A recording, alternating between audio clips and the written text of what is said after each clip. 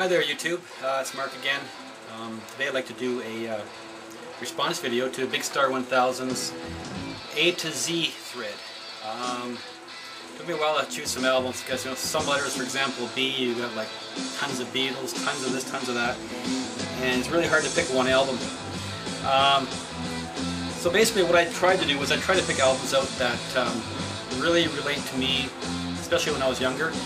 It's like albums that have stuck with me throughout the years. Really nothing too much in the way of progressive stuff. It's mainly mainstream stuff. But you know, doesn't matter how old I get, I never seem to forget about them. I always want to, you know, I still want to listen to their music. So first off, we'll start with the A, which would be Aerosmith Rocks. If you're going to choose an Aerosmith album, you know, just a place to start with, this is the one to start with right here. Every song is great. Back in the Saddle, Last Child, Home Tonight, Licking a Promise. It's just a great album, song for song, all the way through. B, my most played album ever. It's one of the first albums I ever owned. It's critically, not really a critically acclaimed album by Bachman Turner Overdrive. It kind of was the successor to their #1 album, Not Fragile. And but still, you know, I played it, and played it, and played it, and played it. This is probably my 6th or 7th copy of it now. It's really kind of cool. It's got the embossed logo on the front. I just love this album cover with the gear on the front. And cool pictures in the back of the band. And again, really cool gatefold pictures of the band inside as well. Just a great album. Like I said, probably my most played album of all the albums I've ever owned is 4-Wheel Drive by Bachman Turner Overdrive. That's B. C, Elvis Costello and the Attractions, Armed Forces. Songs like All Over His Army, What's So Funny About Peace, Love and Understanding. Again, it's kind of a new wave album, I guess. Came up during the new wave period in the late 70s. This album's kind of cool too in that it's on a yellow and black colored marble vinyl, which is kind of cool. Canadian pressing. And it comes with the bonus 7-inch as well. Recorded live at Hollywood High. Very cool. So that's C. D, Dire Straits' first album, Sultans of Swing, Down to the Waterline. Great songs. I love Mark Knopfler's guitar work. He's just a phenomenal guitar player. And very kind of laid-back album, but really cool. D, so E. You don't see very much of the Eagles on Vinyl Community, I guess because they're a little bit mainstream. Very mainstream actually, but this album here in 1975 was again one of the first albums I ever purchased, and I just played it to death again. Every song on here is a winner. If you're an Eagles fan, you don't have this one, well, you got to get this one because it's really cool. It's also got an embossed cover too. I don't know whether the camera's going to pick it up or not, but anyway, very cool record. F, the classic Frampton Comes Live. Another very common album, but again, an album I grew up with. I was 16 when this album came out, and I probably didn't like it on my first listen, but it's an album that I've grown to love more and more and more, and I still, every time I hear it, I like it more than the last time I heard it, so I never ever get tired of this record. G, haven't seen much of him on Vinyl Community either. Robert Gordon. I've got most of his albums now. He's kind of like a rockabilly, during the rockabilly kind of revival in the mid-70s. He claims not to be an Elvis impersonator, but he does have kind of like an Elvis characteristics in his voice, but he's got some great stuff on here. This is the album Fresh Fish Special. Songs like The Way I Walk, Red Cadillac and a Black Mustache. Really good stuff to listen to. H, going with a classic here, Jimi Hendrix Experience. This particular record is actually a 2-record set. The original pressing is just 1 record, but this was pressed in both Canada, no, sorry, in North America and the UK, but the pressings were different, and the lineup was different too slightly. The songs weren't the same with the both pressings. So what this record has, it's kind of incorporated all the songs from both the UK and the American versions. The first side is the American version, and the songs on side 2 are the ones that were released on the UK version, plus there's bonus songs in there as well. So it's really a cool set, and it comes with a color booklet and everything else in it too. Nice gatefold. It's H, I, Iron Butterfly, Ingrata Vida, J. Elton John is not really mentioned too much in the vinyl community either. I'm not a huge Elton John fan of his work, especially his works after 1975-76. But if you want an Elton John album that's extremely creative, and the songwriting in this is just beautiful, and everything in this album, the way it's produced, the way it sounds, it's just magnificent. I can't recommend Captain Fantastic more. It's just, to me, it's just a phenomenal album. Okay, here we go with some new wave pop in the late 70s. Get the Knack, My Sharona, Let Me Out, Remember Your Name, and Frustrated, which is a great song, and Good Girls Don't. Very pop-ish, but very cool.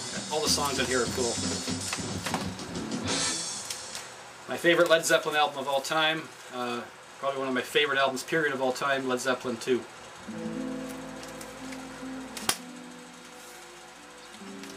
That was L. M. MC5. Kick Out the Jams. Great live album. Super high energy. It's just one of those albums that really gets you moving because it is just so chock full of energy. Great album to listen to. N. Nope, I've got it upside down here. No Introduction Necessary. This is an album that John Paul Jones, Albert Lee, and Jimmy Page collaborated on with other guests as well. And it's basically covers of older rock and roll songs such as Lovin' Up a Storm, Dixie Fried, Down to the Line.